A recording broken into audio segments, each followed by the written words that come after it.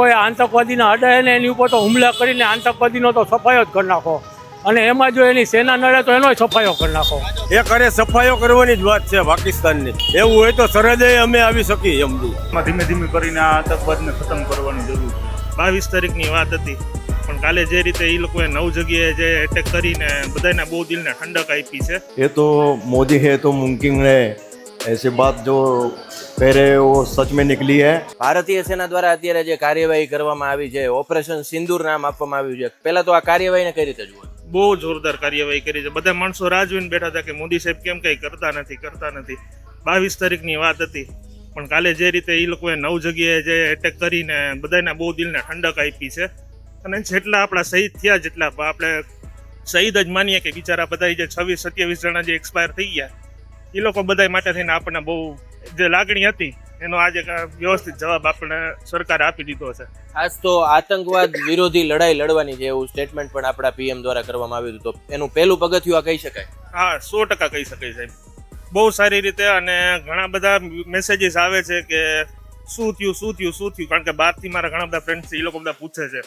પણ બહુ સારી રીતે કાર્યવાહી કરી છે. આપણે બહુ ગર્વ અનુભવીએ છીએ. આપણી સેનાની જે બહાદુરી છે એના વિશે શું કહેશો?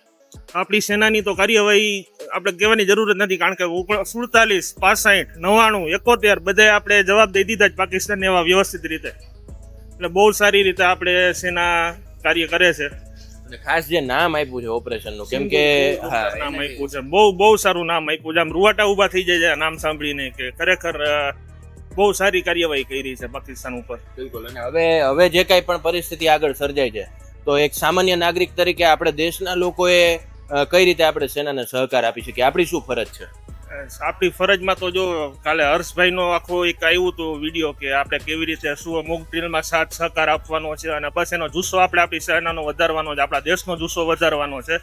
અને બીજી વસ્તુ એ છે કે આપણે જે રીતે બધા આપણા જવાનો જે રીતે કામ કરે છે એ લોકોને આપણા ઉત્સાહથી આપણે એનો ઉત્સાહ વધારો કરવાનો છે. ખાસ કરી ભારતીય સેના દ્વારા જે અત્યારે જવાબી વળતો જવાબ પાકિસ્તાનને આપવામાં આવ્યો છે, આતંકવાદી જે બધા સંગઠનોના જે અડ્ડાઓ હતા એના ઉપર હુમલો કરવામાં આવ્યો છે, આ જવાબ આપ્યો છે, કઈ રીતે જુઓ? જે જવાબ આપ્યો તે જવાબ બહાદુરીપૂર્વકનો છે અને અતિ યોગ્ય છે. અને આ રીતે જે કાર્યવાહી થઈ છે તે કાર્યવાહી બિરદાવવા યોગ્ય છે. ભવિષ્યમાં આવું ન થાય એ માટે આવા કાર્યો અને આવી જ કાર્યવાહી કરતા રહેવું જોઈએ. ખાસ કરીને જે ઘણા બધા સ્ત્રીઓના એમ કહેવાય કે પતિની ખાલી ટાર્ગેટથી હત્યા કરવામાં આવી હતી, તો એને લઈને આ જે વળતો જવાબ છે એનું નામ ઓપરેશન સિંદૂર આપવામાં આવ્યું છે, તો એ નામ કરી ઓપરેશન સિંદૂર આપવામાં બરાબર યોગ્ય નામ. આ એક બુદ્ધિપૂર્વકનું નામ કહેવાય કે બરાબર બંધબેસતું ફિટ કરેલ છે. તમે શું કહેશો? જે અત્યારે વળતો જવાબ આપ્યો છે, આતંકવાદ વિરુદ્ધ મોટી કાર્યવાહી કરી છે આપણી સેનાએ, કઈ રીતે? એના માટે સારું કહેવાય, દેશનો ગર્વ કહેવાય કે આતંકવાદીઓ સફાયો કરતી. બહુ સારું કહેવાય.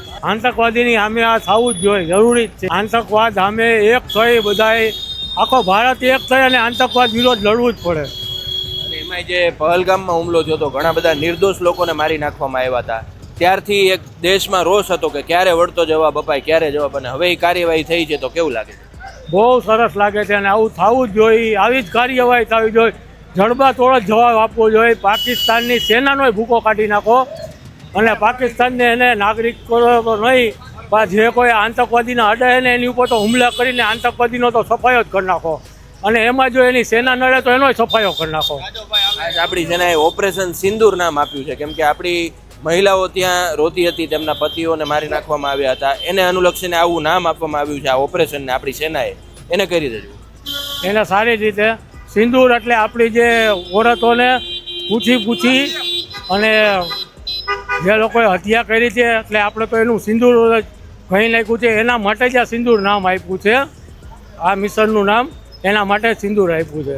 જે રીતે આપણી સેના છે વળતો જવાબ પાકિસ્તાનને આપ્યો છે, આતંકવાદી વિરુદ્ધ જે પગલાં લેવાના હતા સેનાએ બહાદુરીપૂર્વક લીધા છે, કઈ રીતે? બરાબર છે, સારું કામ છે એમ. સમજ્યા?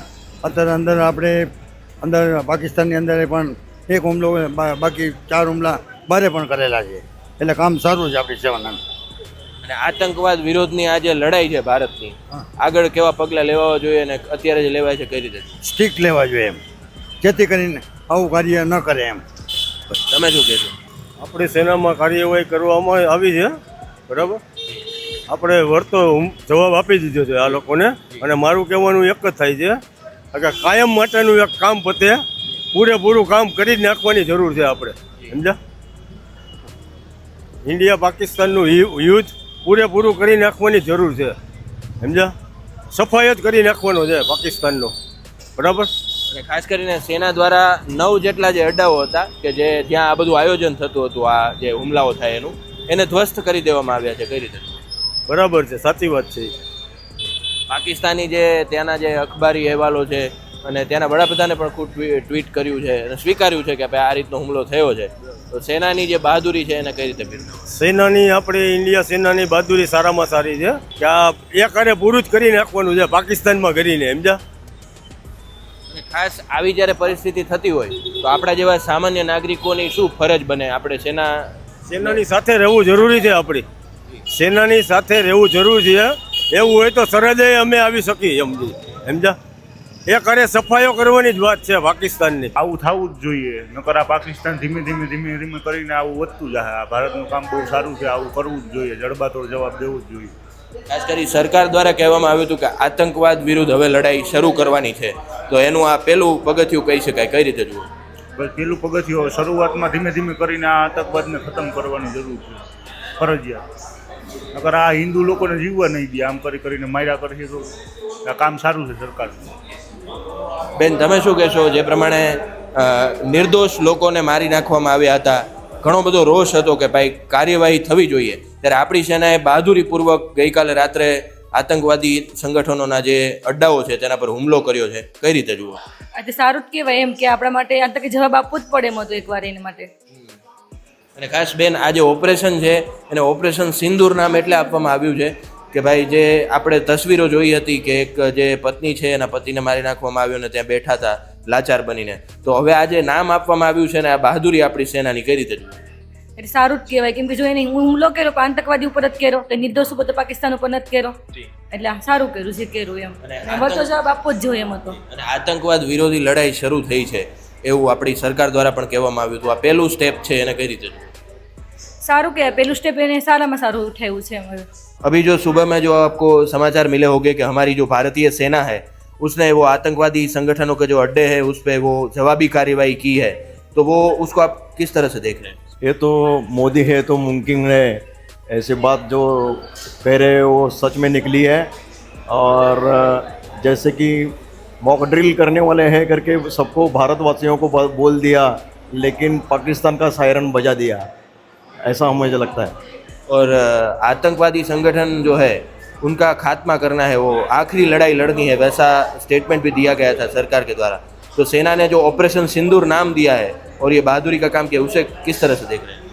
ये तो मोदी है इसलिए मुमकिन है. सब सेनाओं को सब फ्री में दिया है, लॉन्चिंग किया है, इसलिए ये सब अपने सैनिक उधर खुलेआम कर रहे हो, अटैक कर रहे हैं. और जो काबिल तारीफ है उनका जो भी किया है उन्होंने अटैक, काबिल तारीफ है. और आम नागरिक जो हम सब है सेना के साथ खड़े रहने का अभी वक्त है, तो कौन कौन सी हमारी भी एक नागरिक के तौर पे जवाबदारी बनती है? हम तो सब मोदी के साथ भी हैं और भारतीय सेना के साथ में हैं. जो भी भारत के सैनिक कदम उठाएंगे उसके साथ सब भारतीय हैं, हम भी हैं. नहीं, वो जवाबी हमला कर दिया वो अच्छा हो गया ना. उनको सबक सिखाना ज़रूरी है, उनको मालूम होना चाहिए कि क्या हो सकता है. इस वजह से वो जो स्ट्राइक किया वो अच्छा किया है, सेना ने बहुत अच्छा काम किया. और अभी जो हमला किया है बाद में पाकिस्तान का जो भी वो उनके भी जो पीएम है उन्होंने भी वो ट्वीट करके किया है कि भाई ऐसा हमला हुआ है.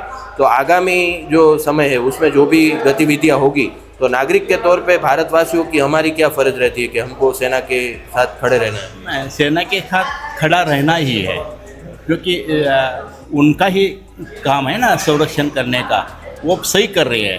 तो पूरा पब्लिक का जो है जिम्मेदारी वो सेना पे है और सेना बराबर कर रही है. वो किया है वो सही किया है.